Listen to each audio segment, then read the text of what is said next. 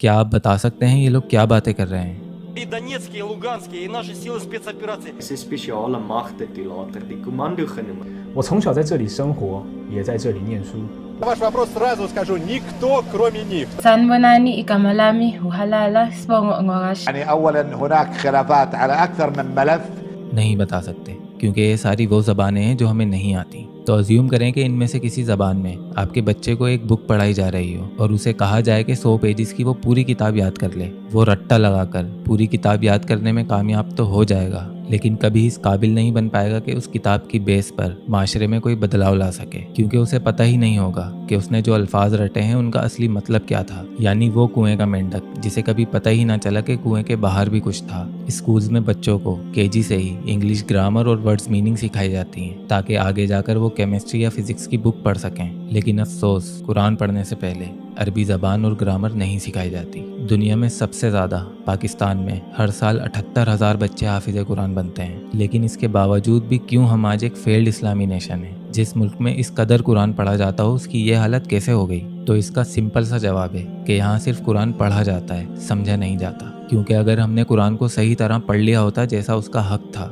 تو آج ہم فرقوں، زبانوں اور سیاسی پارٹیوں میں نہ بٹے ہوئے ہوتے، کیونکہ قرآن کا بنیادی کام ہی ہے انسان کے دماغ کو کھول دینا، اسے کنویں کے باہر کی زندگی کا تصور دینا، اسے احساس دلانا کہ اگر زندگی کا مطلب صرف خود کی ذات اور جنت کے خوابوں میں گم ہو کر رہنا تھا تو آس پاس دوسرے انسان پیدا ہی کیوں کیے جاتے؟ آپ کو کیا لگتا ہے اگر ہمارے ٹاپ پولیٹیشنز اور آرمی کے جرنیلوں نے قرآن کو صحیح طرح پڑھ لیا ہوتا تو وہ اس طرح دوسروں کا حق مار کر اپنے اثاثے بنانے میں زندگی برباد کرتے؟ قرآن کا سب سے بڑا معجزہ ہی یہ ہے کہ یہ ہر انسانی دماغ کے کمپیٹیبل ہے، چاہے اسے 10 سال کا بچہ پڑھے یا 70 سال کا بوڑھا، کوئی مسلم پڑھے یا نان مسلم، ڈاکٹر پڑھے یا ڈاکو، سائنٹسٹ پڑھے یا حلوائی، اس میں سب کے لیے اس کی عقل کے مطابق خیر ہے۔ قرآن انسانی دماغ کو کھول کر رکھ دیتا ہے۔ تو اگر آپ کے مولانا صاحب آپ کو ڈائریکٹ قرآن پڑھنے سے روک رہے ہیں تو وہ اسی لیے ہے کہ وہ ڈرتے ہیں کہ کہیں اگر آپ کا دماغ کھل گیا تو آپ کا ہاتھ ان کے گربان پر ہوگا۔ ہم اپنی جنت کی لالچ میں بچوں کو حافظ قرآن بنا تو دیتے ہیں، لیکن اس سے اس کے کردار اور طبیعت پہ کوئی فرق نہیں پڑتا جس سے وہ اس معاشرے میں کوئی تبدیلی لا پاتا۔ اسے قرآن کی ہر ایک آیت یاد تو ہو جاتی ہے، لیکن اس سے اس دنیا کو بس اتنا ہی فائدہ پہنچتا ہے جتنا ایک 4 سال کے بچے کا مہمانوں کے سامنے ٹوئنکل ٹوئنکل لٹل اسٹار پڑھنے سے پہنچتا ہے۔ تو بس آپ اس اعزاز سے صرف دنیا میں ہی واہواہی لے سکتے ہیں، کیونکہ اللہ تو سب جانتا ہے۔ لاجک اور میجک کے بیچ میں بہت ہی باریک سی لائن ہوتی ہے جسے پہچاننے کے لیے اللہ نے قرآن کو ہماری آنکھیں بنا کر بھیجا ہے۔ ہم صرف قرآن کے ٹیکسٹ یعنی عربی زبان کو مقدس سمجھتے ہیں اور اس کی فضیلت بس یہیں تک محدود رکھتے ہیں کہ اس کے اوراقوں سے تعویذ بنا لیے جائیں، پانی پڑھ کر دم کر دیا جائے، مشکل میں آیت الکرسی پڑھ لی جائے، مردے کی جان نکل رہی ہو تو یاسین پڑھ لی جائے، لیکن اصل جادو تو ان آیتوں کے مطلب میں چھپا ہے جسے کوئی ڈھونڈنا نہیں چاہتا۔ تو جس کتاب کی بیس پر ہمارے پورے دین کی بنیاد ٹکی ہے آپ کو اس کا ہی علم نہیں، تو آپ پھر کسی بھی علامہ مولانا کے پیچھے بیٹھ کر کہانیاں سن کر واہواہی کرتے رہیں، اپنے فرقوں کے بچاؤ میں ایک دوسرے کو ماں بہن کی گندی گندی گالیاں دیتے رہیں، یا اپنی امیجنیشن میں خود کو جنتی اور باقیوں کو دوزخی سمجھتے رہیں۔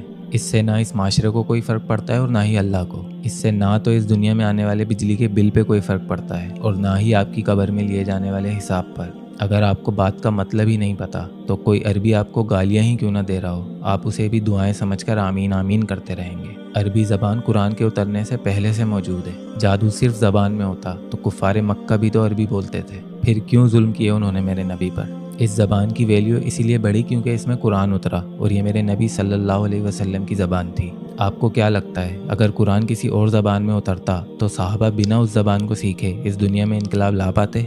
نہیں، آپ صلی اللہ علیہ وسلم پہلے ان کو وہ زبان سکھاتے اور پھر قرآن سکھاتے۔ تو ویلیو عربی زبان کی نہیں بلکہ اس زبان میں اترے قرآن کے الفاظوں کے مطلب کی ہے، جس میں کائنات کے وہ راز چھپے ہیں جنہیں ڈیکوڈ کر کر نان مسلمز آج ترقی کر رہے ہیں، اور ہم اپنے بچوں کو زور زبردستی ڈنڈے کے زور پر حافظ قرآن بنوا کر اپنی جنت سیدھی کرنے میں لگے ہوئے ہیں۔ کسی عام کتاب کو بھی آپ بنا مطلب کے رٹا لگا کر پڑھیں تو دنیا آپ کو بے وقوف کہے گی۔ تو ہم تو تاریخ انسانیت کے سب سے قیمتی اور نایاب لٹریچر کے ساتھ ایسا کر رہے ہیں، تو کیا اصل گستاخ رسول ہم خود نہیں ہیں؟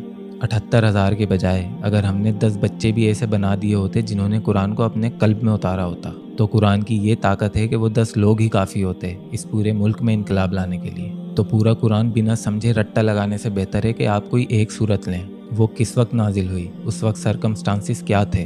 ये सब चीज़ें दिमाग में रख कर जब आप तर्जुमे के साथ पढ़ना शुरू करेंगे तो आप बाकायदा महसूस करेंगे कि आपका दिमाग खुलना शुरू हो चुका है, और फिर आप बाकी का कुरान अपने शौक़ और तजस्सुस से बिना किसी ज़ोर ज़बरदस्ती खुद ख़त्म करेंगे। कोई नॉन मुस्लिम भी ये वीडियो देख रहा हो तो मैं उसे भी चैलेंज करता हूँ कि वो कुरान की कोई एक सूरत यानी चैप्टर पढ़ के दिखा दे। मैं दावे से कहता हूँ कि चोरी छुपे ही सही वो पूरी किताब ख़त्म ज़रूर करेगा, और किताब ख़त्म करने के बाद उसके दिमाग पर लगी वो रिस्ट्रिक्शंस हटा दी जाएंगी जिससे आगे सोचने पर आज से पहले उसका कोई कंट्रोल नहीं था, और फिर उसकी बेमतलब ज़िंदगी को एक रास्ता मिल जाएगा जिसे हम अरबी में सिराते मुस्तकीम कहते हैं।